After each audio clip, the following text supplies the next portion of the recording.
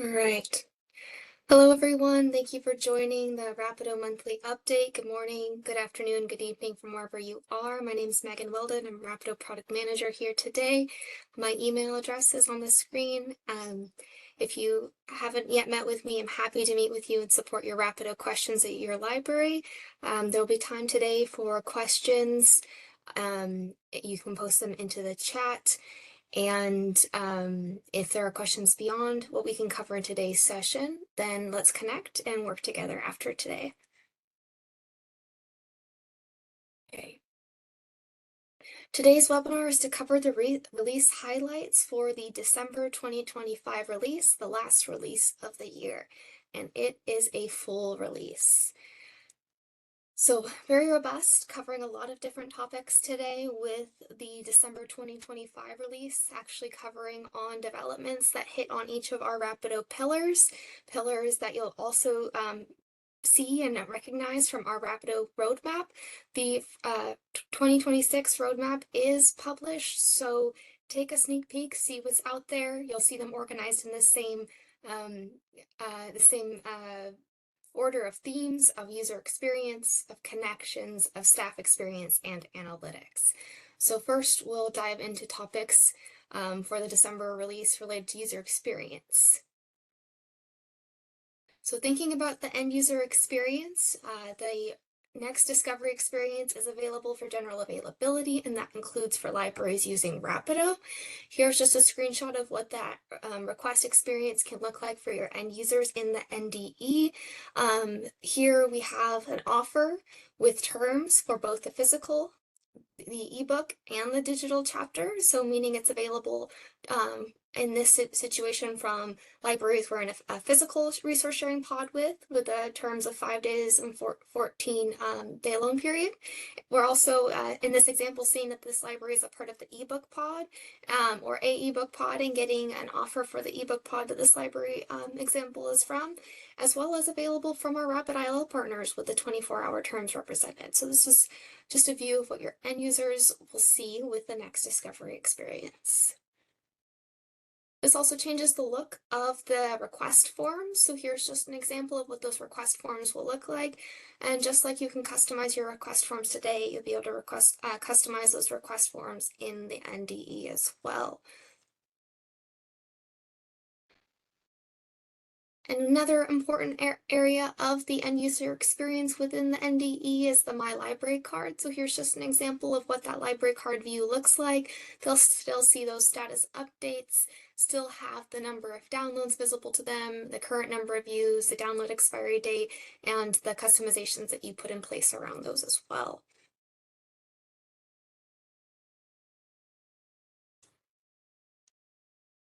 Another end user experience also relating to connections with the December release is a new pod term. The new pod term is a pickup anywhere option as a pod term. Note all existing pods are going to have this as a default value to no in order to not change any existing functionalities of those pods that you're already a part of. But for if it's relevant to change the terms of your pod for this value to be yes, maybe you're working in a consortia. This has been most asked for by consortia libraries. Or if you're creating a new pod and want to enable this term for that pod, this is something to consider. So a little bit more about the pickup anywhere as a pod term. So the request for pickup anywhere can only be submitted via tiles with the offer and not via the blank form. The request form includes options for both the pickup location and the local pickup location. The pickup location drop-down list includes all locations of the lenders who are part of the pickup anywhere pod. If the patron selects a pickup location that is not their home institution, they are prompted to refine the offer via that refine offer action. And to just confirm that the terms of use are still available. If no offer is available after refining the offer, the patron must reset the form and select a new pickup location. The lending library and pickup location are displayed on the request information on the borrowing request right pane. So in that sections view that you're familiar with, the request, it would show in that request information section. Additionally, a pickup location of out-of-institution facet is available on the borrowing request facet list to filter requests by an alternate pickup location. So relevant for making sets, for managing your workflow there. And the shipping destination facet is available on the lending request facets to filter requests by alternate pickup location. So if you're in a pod with a pickup anywhere term being yes, a couple new facets to consider for supporting your workflows and managing those requests from the borrowing perspective, as well as from the lending perspective. So that is an end user experience, but also relates to how we connect to our partners. And then moving now into more of our connect related developments. One of those being the Dockline borrowing integration. So there was an API released by Dockline that supported this work, and requests can now be sent to the Dockline partner if you set up the Dockline partner at your library. The request can either be sent manually to that partner. Perhaps you go add partner, add Dockline and send, or you can automatically use that partner through a ROTA and then manage that ROTA through either ROTA assignment rules or toggling it to be a locally managed pod so that your requests then go to that Dockline partner automatically based on your priority of use. With these requests, the external identifier updates to the Dockline identifier, and the API that was available only supports the sending and canceling request options. So all of the other processes related to the request sent to your Dockline partner are going to be manual. So staff must manually change request statuses and upload the files from the partner to fill the request.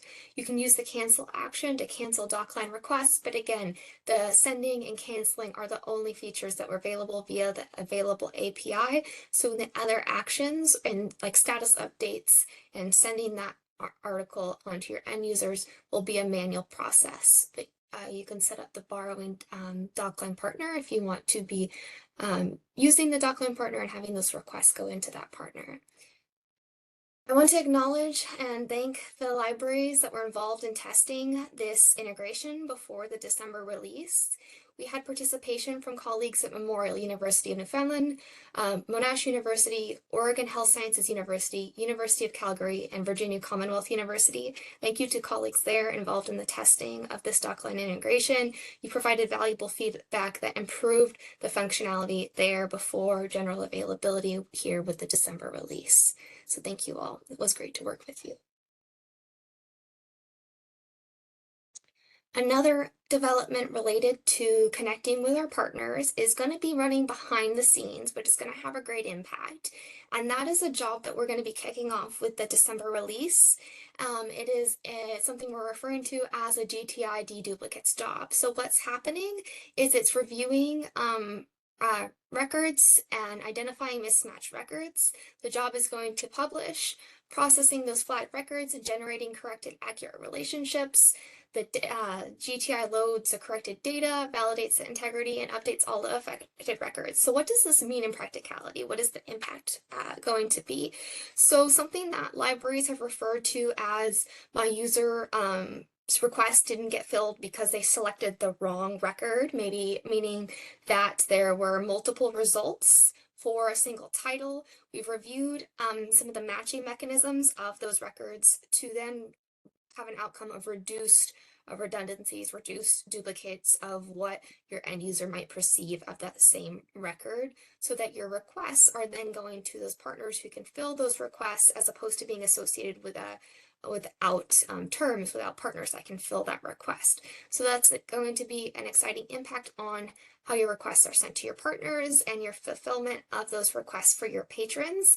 This is going to be running behind the scenes starting with the December release. So it isn't going to be fixed on the date of the December release. It's just going to be kicked off and working behind the scenes. And then you'll see those progressive improvements as the job works its way through cleaning up those records. Okay, thinking a bit more about the staff experience in Rapido, we have a couple different developments here. They also are your workflows, but they pertain to how you connect with your partners as well.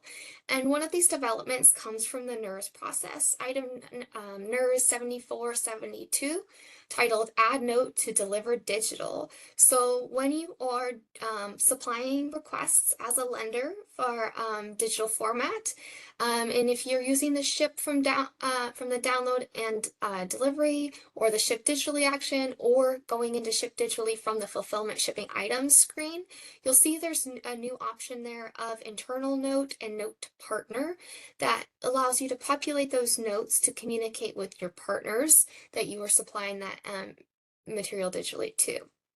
And here's just the screenshots of that, different workflow points of how you can get to shipping your digital requests. One may be more familiar to you than the other, depending on the workflow pathway that you're used to. And then just two screenshots here, one showing that the notes that you add do get added to the notes section in your request, right? So thinking about those request sections, there's the notes section.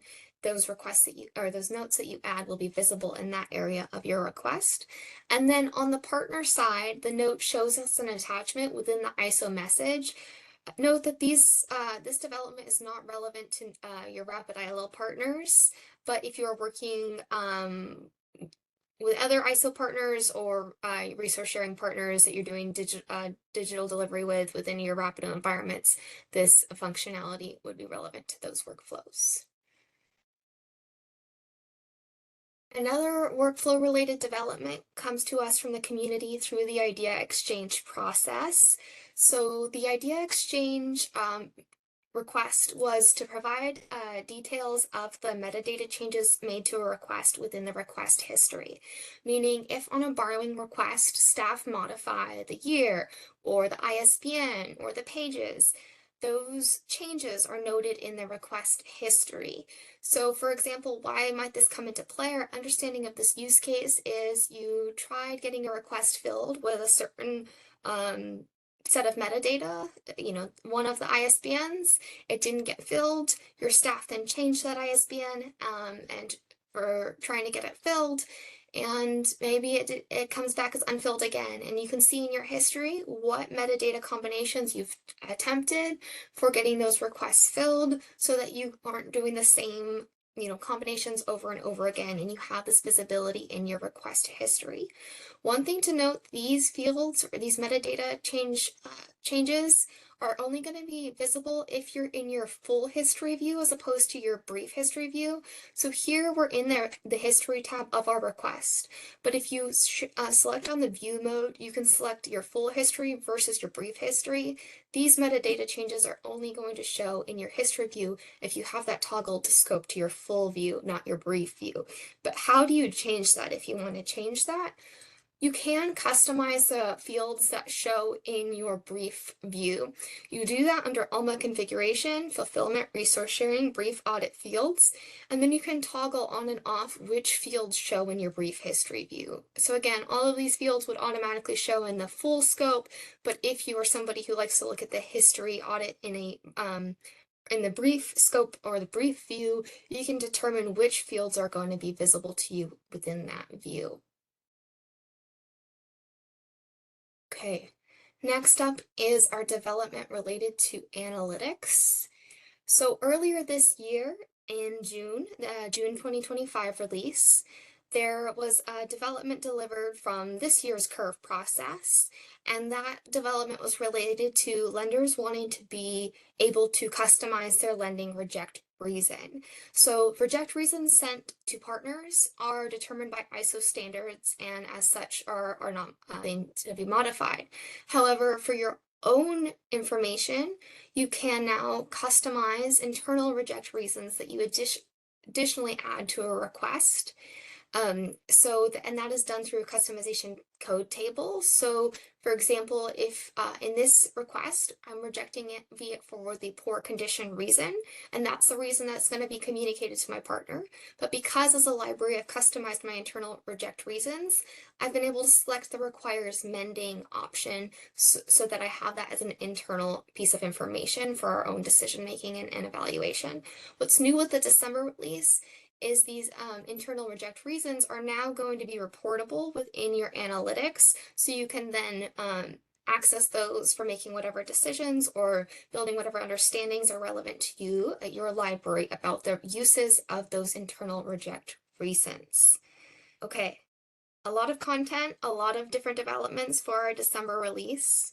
Going to switch now to speaking to a couple of frequently asked questions and then spend any time in the chat with questions that you have that I can answer today.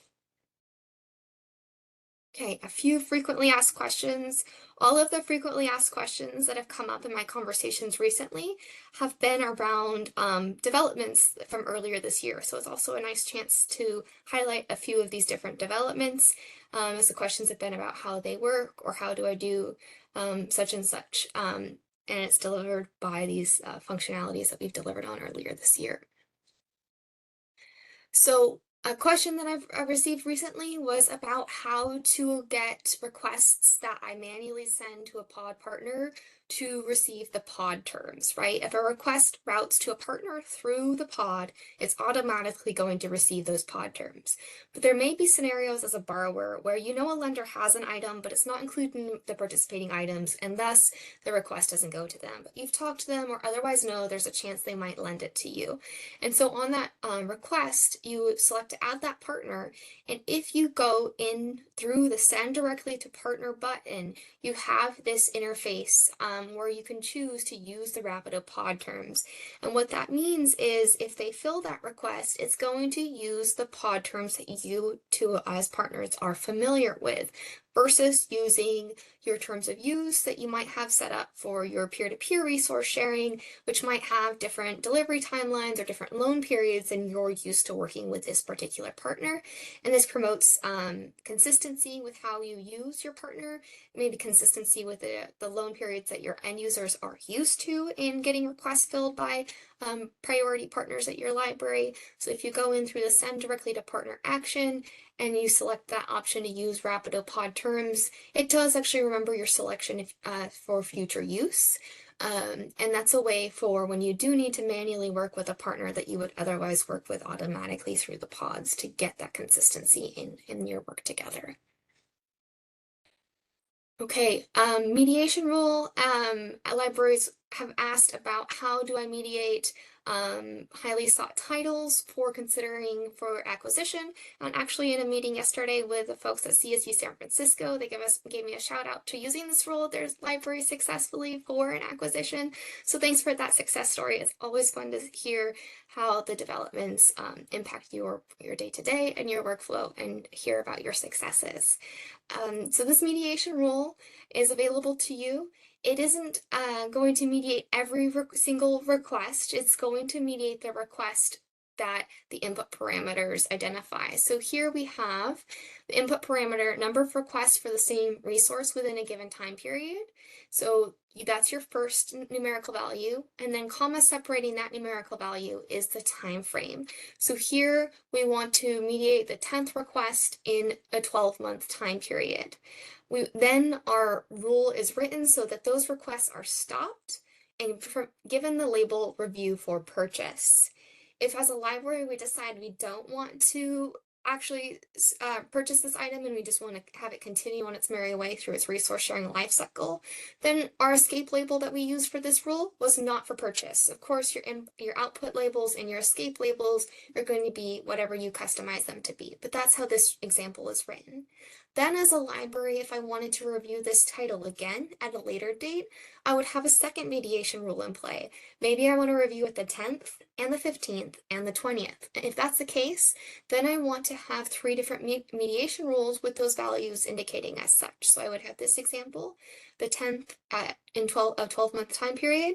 Then my other rule would be the 15th with a 12-month time period, and then 20 would be, for this example, what I would have in play, so that if for some titles you might want to acquire them at a lower request number, and other titles maybe it makes sense for your library to have borrowed it a few more times before considering for acquisitions. The other kind of thinking about that is if you have that in place, you would want to use different escape labels for those different rules to help with help with that. Perhaps, or sorry, not different escape labels, but different output parameters. Maybe review for purchase first time, review for purchase second time, review for purchase third time, or something that helps with that understanding of which rule stopped that request. So there's that rule available to you to help you with mediating requests that are highly sought in consideration for your collection development. It was exciting to hear from CSU San Francisco using that rule to inform collection development decisions at their library. Next question of functionality that has come up recently is how come I can't act on expired requests at my library? And that's due to a setting under configuration, fulfillment, general other settings. Back in January, we made a new parameter that you can enable to true. The default is false, and you can set it to true to make your expired requests now editable, meaning you can perform the edit action on them. The request actions are available, and you can manually add partners to those requests. Otherwise, those expired requests are not actionable, but perhaps at your library you do want action on those expired requests to be able to modify them in some way to get them back out into the hands of your partners for fulfillment. So that's available to you, just checking a configuration setting. Okay. The links that I have to share with you today, the 2026 roadmap is available. I'm going to send that link into the chat for you, as well as the pods page. There's been a lot of activity around creating new pods lately. You can check that out, see if there's pods that are relevant to your library to join. And if so, there's a form on that page you can use, or you can contact via email, let us know that you need to be in a new pod. Additionally, if maybe there isn't a pod yet that you're interested in being a part of, we can create a new pod to support your connections. Maybe that's you've had new members of your consortia join Rapido and you want to be able to prioritize working with one another prior to other regional pods that you're a part of. Or there are new terms that you want to use to work with existing partners. We can create pods for the community based on community need. You just need to supply the terms of what those new pods should be. So I'm going to stop sharing now so that it's a bit easier to get to the chat with the links and all of that. And share a couple of those links in the chat with you and see what questions you might have today. Bear with me here.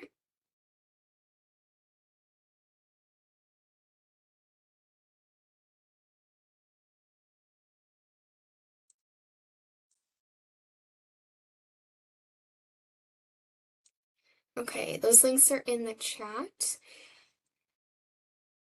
And then I see a question about recordings. I will check that the recent webinar recordings are available and get that posted soon. If they are not, this recording will also be made available on the webinars page, the same area where you registered for these webinars to begin with. So if they're not there, I will get those available on that webpage. Thanks for that question.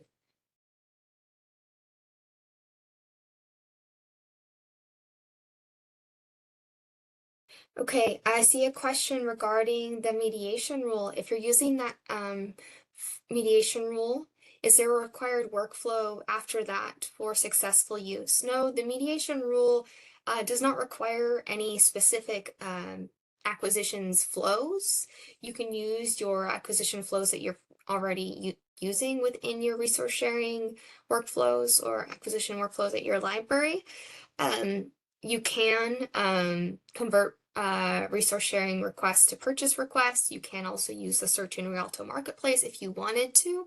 Those are two workflows that are documented and available to you to help that transition from a resource sharing request to an acquisition request, but neither of those workflows are mandatory. You can your work can be whatever workflow you're used to and familiar with. The mediation rule simply stops those requests to allow your decision making to happen. So you can then choose if you're going to pursue a particular acquisitions flow or if you're going to release it back to being fulfilled by resource sharing partners. That's up to you.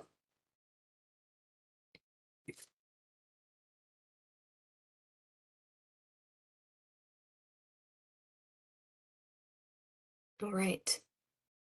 Any other questions before closing out today's session?